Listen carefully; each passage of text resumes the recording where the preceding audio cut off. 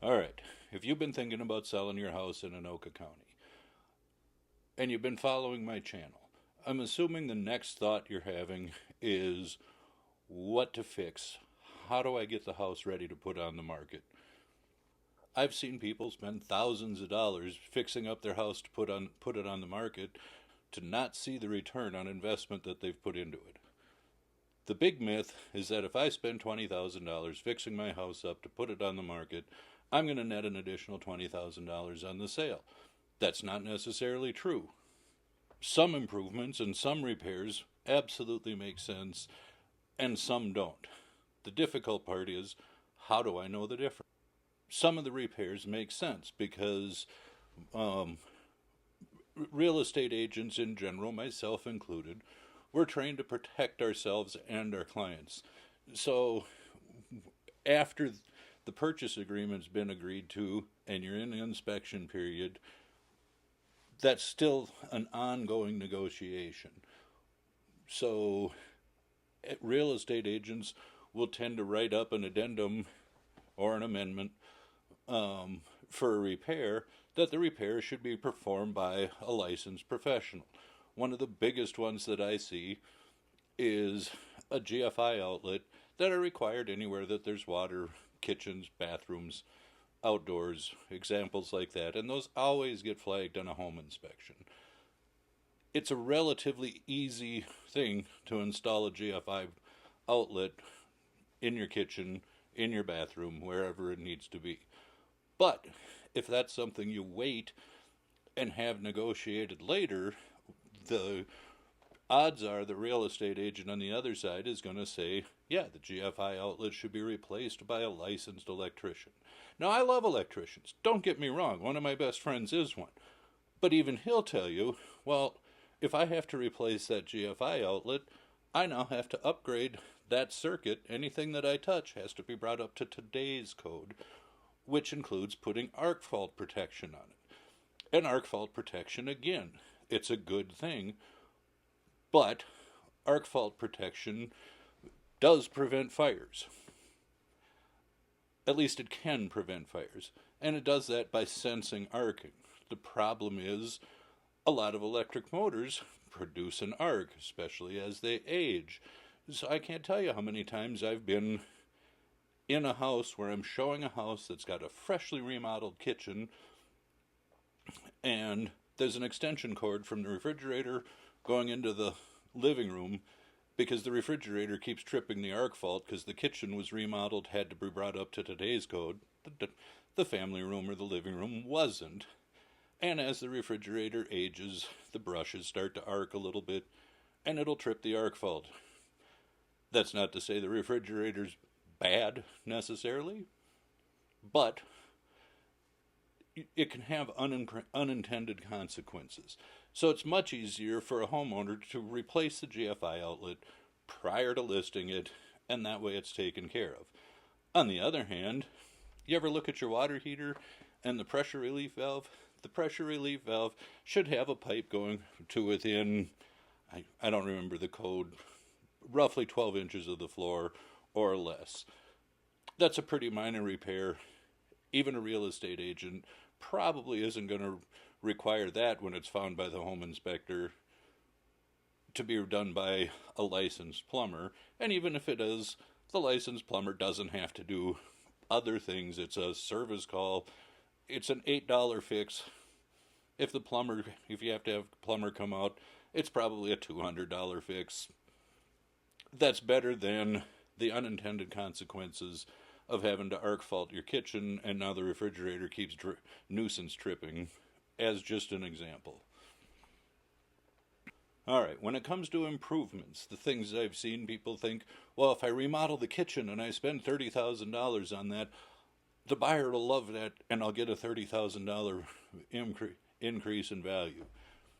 Probably not. In fact, National Association of Realtors puts out an article every year showing what your return on investment is, and a kitchen remodel typically nets between 60 and 80% of what it costs. So I'm not telling you not to remodel your kitchen. Do it for your own enjoyment. Don't do it if you're getting ready to sell the house. In fact, a listing I had quite a while ago, the seller had spent a lot of money not necessarily getting the house ready to sell, but that's just the way it worked out. He'd spent a lot of money, custom maple cabinets, quartz countertops, built-in wine racks, pull-outs, soft close drawers.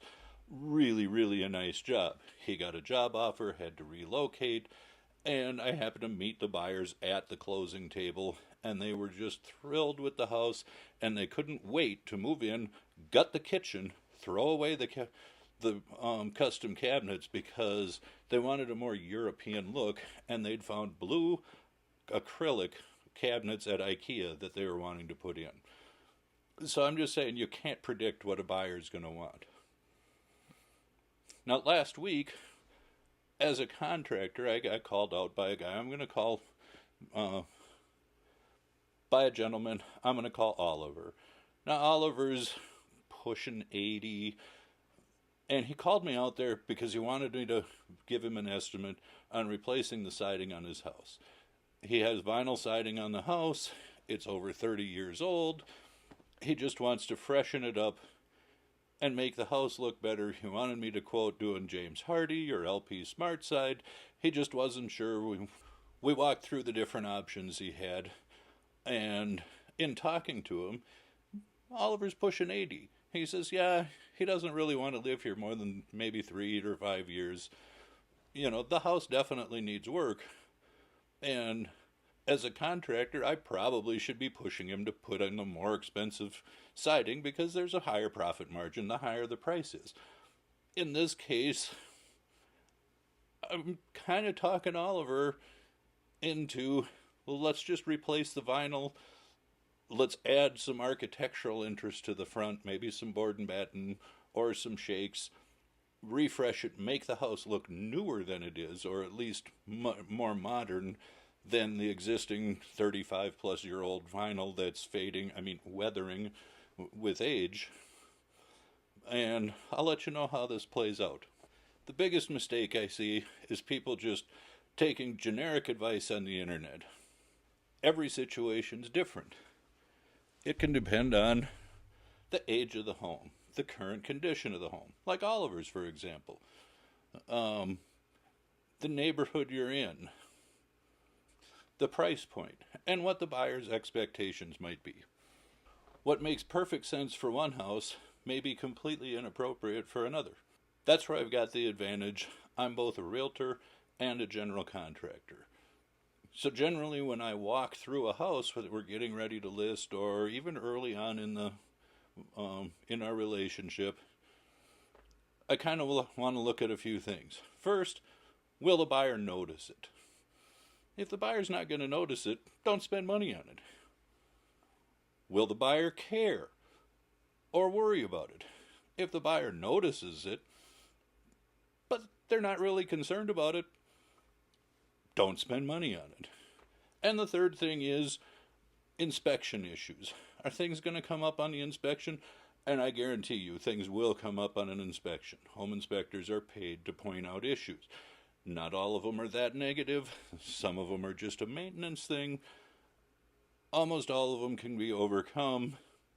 But you want somebody with experience pointing out the things that are probably going to come up in the inspection, and how can we address those ahead of time rather than waiting for the inspector.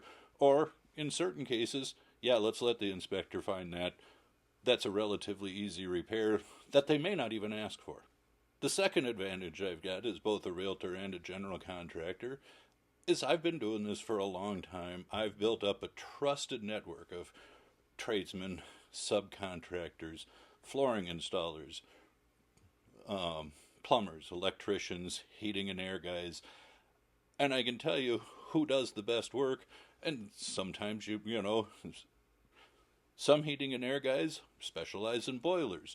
Or maybe you've got a fuel oil furnace. It takes a different guy than the guy that's the cheapest to do installs on a plain vanilla forced air furnace. I'm just saying, I've got a trusted network of professionals to help guide us through the process and call them in if we need to.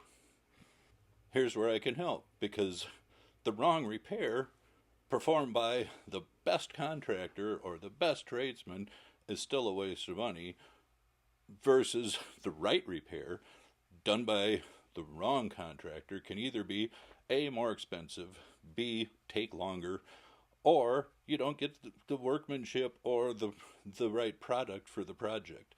These are all really important things to consider. I guess what I'm trying to say is we're not trying to prepare your home for HGTV. We're trying to prepare it for real buyers in today's market. From what I've seen, the best prepared homes to put on the to go on the market aren't the ones that people spent the most money on.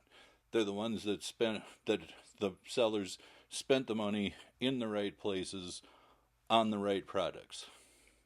If you like the advice I've been giving you, hit like, hit subscribe, contact me.